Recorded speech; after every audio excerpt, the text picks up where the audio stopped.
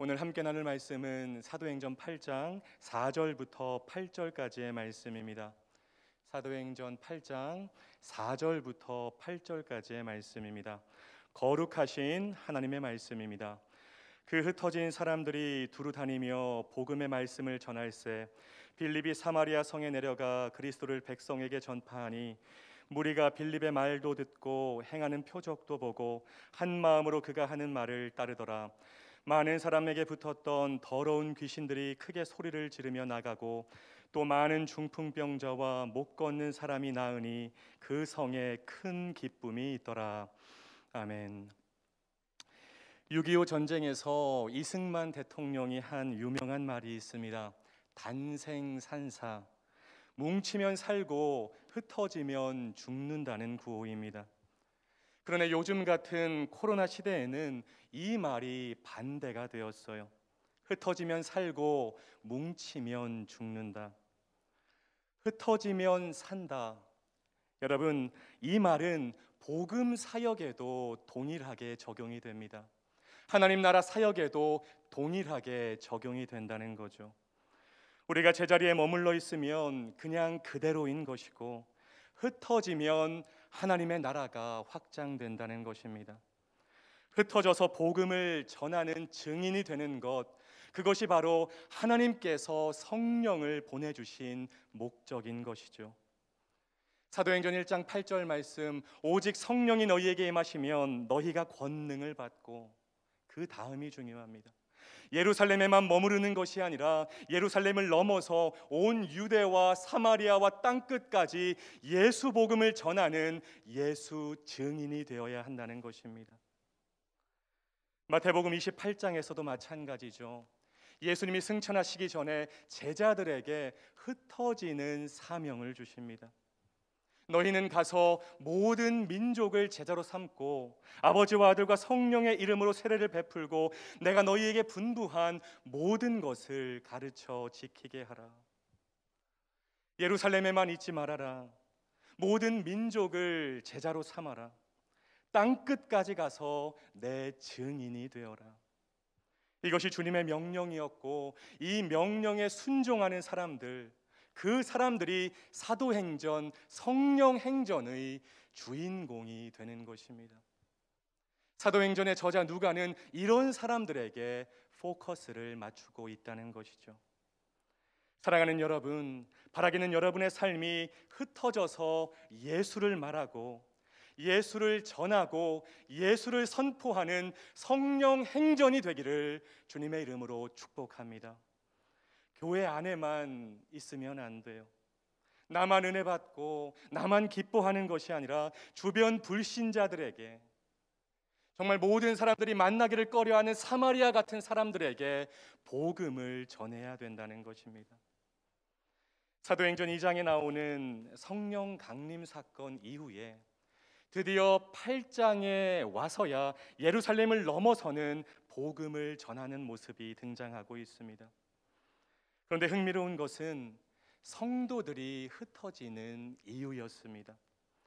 그동안 예루살렘에만 머물러 있었거든요. 그들은 자발적으로 흩어진 것이 아니었어요. 그들이 흩어진 이유는 바로 박해 때문이었습니다.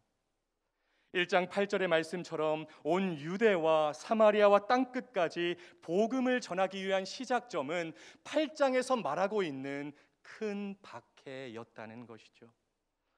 그리고 이 박해의 중심에 있던 사람이 바로 사울이었습니다. 사울은 스데반의 죽음을 당연하게 여겼어요. 사람이 돌에 맞아 죽었는데 그 죽음을 당연하게 여겼습니다. 왜냐하면 사울의 입장에서는 기독교와 예수가 이단이었거든요. 사울은 위로는 하늘로부터 아래로는 땅까지 오직 하나님만이 유일한 신이라고 믿었기 때문에 목숨을 걸고 이단을 척결하고자 했던 것입니다. 그런데 아이러니하게도 그 사울이 사도행전에서 땅끝까지 복음을 전하는 주인공이 되죠. 큰 박해로 인해서 성도들이 흩어졌는데 중요한 것은 흩어진 그 사람들이 복음을 전했다는 것입니다. 4절 말씀이죠. 그 흩어진 사람들이 두루 다니며 복음의 말씀을 전할세. 박해가 초대교회가 원래 가야 할 길을 가도록 등을 떠미는 역할을 했던 것입니다. 다른 것이 아니었어요. 하나님이 그들을 흩으신 것은 큰 박해를 허락함으로 그들을 예루살렘 밖으로 내셨던 것입니다. 여러분, 때로는 박해가 이렇게 신앙적으로 순기능을 하기도 합니다. 나를 박해하는 사람 때문에 내가 하나님께 더 기도하고, 나를 박해하는 사람 때문에 내가 하나님께 더 매달리고 하나님 더 붙잡고 살아가면 박해가 오히려 나에게 도움이 되는 것입니다. 어떤 고난과 어려움으로 인해서 하나님께 더 가까이 가고, 그래서 살아계신 하나님을 만난다면 그 고난은 값진 고난이 된다는 것입니다. 여러분의 인생 가운데, 삶 가운데 박해와 고난을 만났을 때 슬퍼하지만 마시고, 하나님께 원망하지만 마시고, 이것이 나의 신앙을 올바른 방향으로 이끌 수 있다는 것을 기억하시기 바랍니다. 박해 때문에 성도들이 흩어졌지만 흩어진 그곳에서 두루 다니며 예수 복음을 전했기 때문에 하나님의 나라는 점점 확장되었던 것입니다. 이어서 누가는 7 일꾼 중 하나였던 빌립의 사마리아 전도를 언급하고 있습니다. 같은 7 일꾼이었던 스데반의 순교가 빌립에게 큰 영향을 끼쳤을 것입니다. 이스라엘 사람들이 개 취급하는 사람들을 향해서 상처와 열등감의 장소인 사마리아 한복판에서 빌립이 외칩니다. 예수가 그리스도이십니다. 예수가 구원자이십니다. 참 단순하죠. 그런데 이 단순한 말에 능력이 있습니다. 정말 간단한 한 문장이지만 예수가 그리스도, 예수가 구원자라는 고백이 얼마나 힘 있는 고백인지 몰라요. 빌립은 사마리아 사람들에게 다른 말을 하지 않았습니다.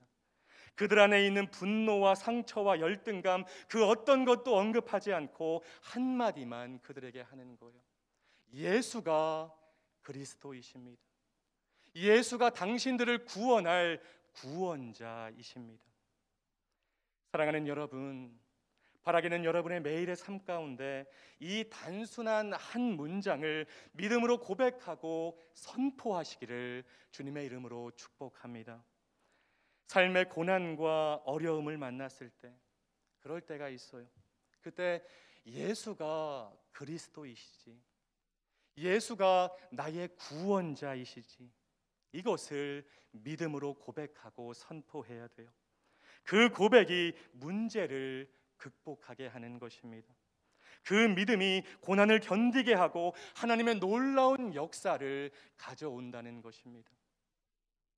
사마리아에 놀라운 일이 벌어지죠. 사마리아 백성들이 빌립의 말을 듣고 빌립이 행하는 표적을 보고 한 마음으로 그가 하는 말을 따랐습니다. 더러운 귀신들이 떠나는 역사가 일어납니다. 많은 중풍병자와 못 걷는 사람들이 낫는 역사가 일어납니다. 그리고 결론이죠. 8절 말씀. 그 성에 큰 기쁨이 있더라. 다시 한번요. 그 성에 큰 기쁨이 있더라. 할렐루야. 아멘. 도저히 기쁨이 있을 수 없는 성입니다. 많은 사람들이 귀신에 들렸고 많은 중풍병자와 못 걷는 사람들이 있었던 슬픔의 성이었어요.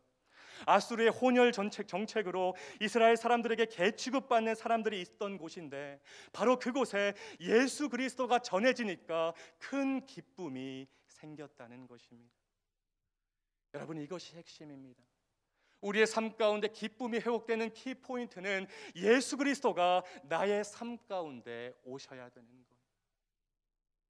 돈이 많다고 기쁨이 생기는 것이 아니라, 여러분의 자녀들이 좋은 대학, 좋은 직장에 갔다고 진정한 기쁨이 생기는 것이 아니라, 예수 그리스도가 여러분 삶 가운데 임재하시고 찾아오실 때, 그때 여러분의 삶 가운데 큰 기쁨이 생길 줄로 믿습니다.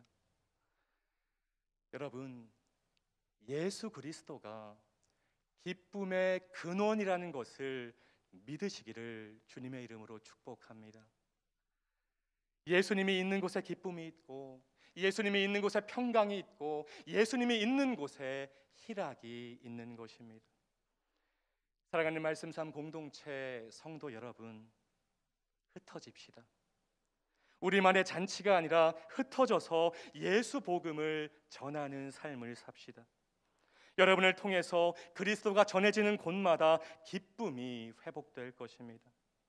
초대교회는 박해 때문에 흩어졌지만 저와 여러분은 자발적으로 나가서 그리스도를 전합시다. 그런 여러분의 발걸음 가운데, 여러분의 삶 가운데 하나님의 손이 함께 하실 줄로 믿습니다. 하나님이 손이 함께 하시면 끝나는 거예요. 여러분 어떤 문제가 있는데 하나님의 손이 여러분과 함께 하시면 끝나는 것입니다. 하나님의 손이 함께 하시면 능력이 나타나는 것이고, 하나님의 손이 함께 하시면 기적이 나타나는 것이고, 하나님의 손이 함께 하시면 놀라운 부흥이 일어나는 것입니다. 바라기는 여러분의 삶 가운데, 여러분의 신앙의 여정 가운데 하나님의 손이 함께 하시기를 주님의 이름으로 축복합니다. 사도행전 11장 19절 말씀, 이 구절로 오늘 설교를 마치려고 합니다.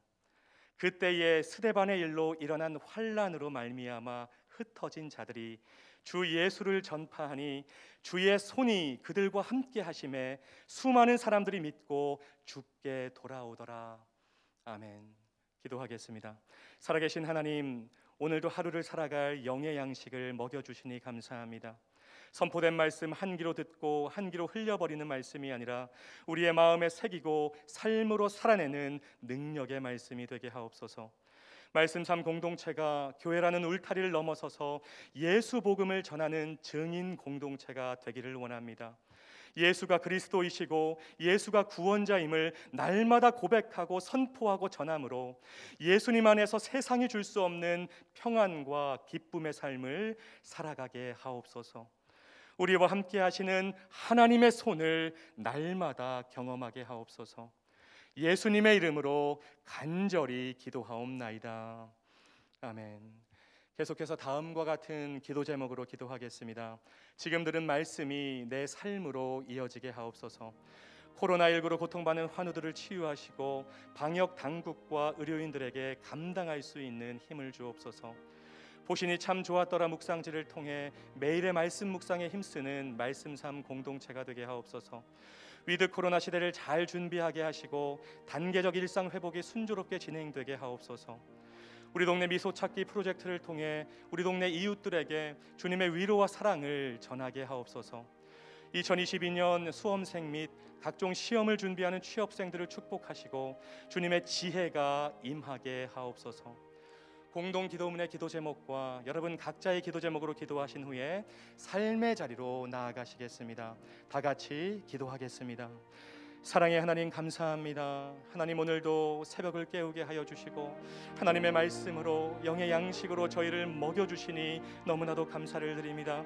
하나님 이 말씀 한 귀로 듣고 한 귀로 흘려버리는 말씀이 되지 않게 하여 주시고 우리의 삶 가운데 실천하는